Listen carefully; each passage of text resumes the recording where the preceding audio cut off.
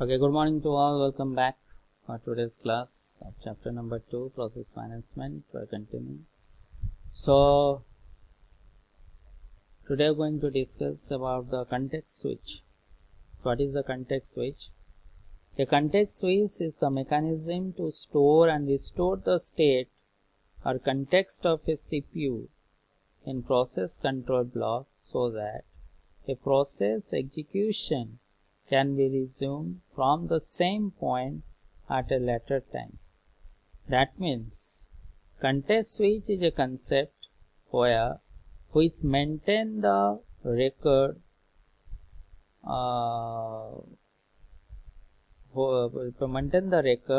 from where the process will be resumed or where the process is be stopped.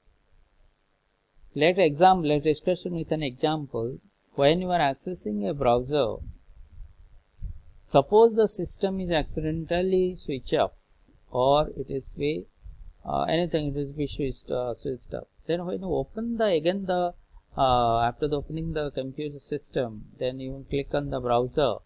There is option is there, restore the system. Restore means what? That means when you click on that restore process, it will be executed from the point where it will be terminated. Clear now? So this is the use of the context switch. That means the context switch is nothing. It is a mechanism store and restore the state or context of the CPU in process control block, so that a process execution can be resumed from the same point at a later time. Using this technique, a context switcher enables multiple processes to share a single CPU. Context switching is an essential part of a multitasking operating system. When the scheduler switches the CPU from the executing one process to execute another, the state from the current running process is stored into the process control block. After this, the state for the process to run next is loaded from its own PCB and used to set the PC program counter, you can say register, and at that point the second process can start the execution. That means process P1 here, it is saved by P1 state, process 2 restore the P2 state, process P2 save P2 state, process P1 restore P1 state. Right now, so that is the use of the context switch. You can say context switch are the computationally intensive since register and memory state must be saved and restored. To avoid the amount of context switching time, some hardware system employ two or more set of processor register. When the process is switched, the following information is stored for later use.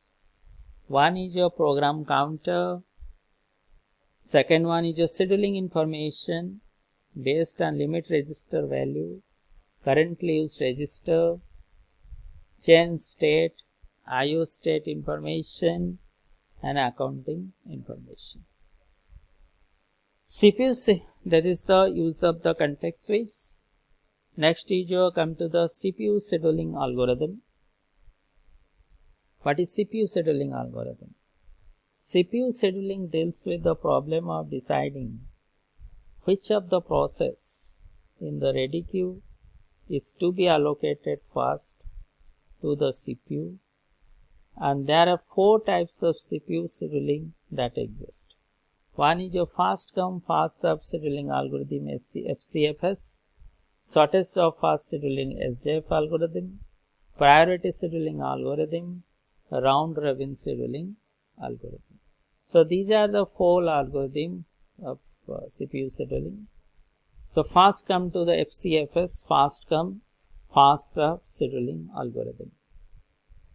This is the simplest CPU scheduling algorithm. in this scheme, the process which requests the CPU first, that is allocated to the CPU first. Again I am repeating, FCFS means fast come fast serve, where the CPU scheduling in this scheme, the process which requests the CPU first, that is allocated the CPU first.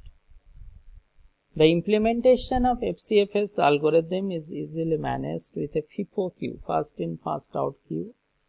When a process enters the ready queue, its PCB is linked unto the rear of the queue. The average waiting time under FCFS policy is quite long. Consider the following example. First, process P1, P2, P3, P4. So there are 4 type of process, and the CPU time is given for P1 3, for P2 is 5, these are in the millisecond term, P3 is 2 millisecond, P4 is the 4 millisecond. So you have to calculate the average turnaround time, or average waiting time or turnaround time. So let's look how to solve this problem through FCFS. Using FCFS algorithm, find the average waiting time and average turnaround time. If the order is P1, P2, P3, 4, P4. Solution is that if the process arrived in the order P1, P2, P3 and P4, then according to the FCFS, the Gantt chart will be P1, the maximum CPU time is 3 milliseconds. That means it entered at 0 millisecond and stayed up to 3 milliseconds. Similarly, P2 is the 5 millisecond. That means enter in the 3 millisecond and continue up to 8 milliseconds. P3 is the 2 millisecond. That means it enter into the 8 millisecond and continue up to 10 milliseconds. Similarly, process P4, it will be 4 millisecond. That means it enter at the 10 millisecond and till continue up to 14 millisecond. So the waiting time for process P1, what is the waiting time? That means waiting time, that means P1, how much waiting time? P1 definitely is 0, right? Because P1 is a fast process, P1 is 0. P2 is how much? Because after the spending of 3 millisecond, P2 is coming. So that is P2 is 3 milliseconds. Similarly, after the P1 is executed, P2 is P2 is enter, then P3 is enter. That means at 8 milliseconds. And similarly, P4 at 10 milliseconds is enter. Clear? So then the turnaround time for process P1 equal to 0 plus 3 equal to 3. P2 equal to 3 plus 5 is 8, P3 equal to 8 plus 2 is 10, P4 is 10 plus 4 equal to 14. So the average waiting time is that. How to find the average waiting time? First you write the waiting, what is the waiting time of P1? It is 0. What is the waiting time for P2? Is 3. What is the waiting time for P3? Is 8. What is the waiting time for P4? Is 10. So add these all the values, 0 plus 3 plus 8 plus 10 divided by 4. This is the 5.25.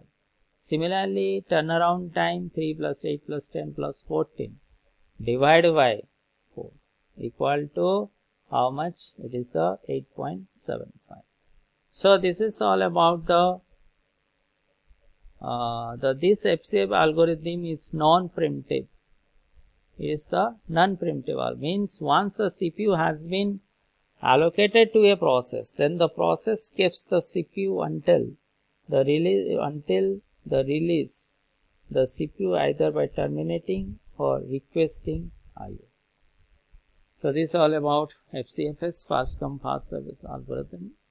So in the next class we are going to discuss about the SJF. There is another algorithm, search of fast algorithm of CPU of among one CPU serial algorithm. So thank you to all. Next class we are going to discuss about the SJF, shortest job fast scheduling algorithm. Thank you.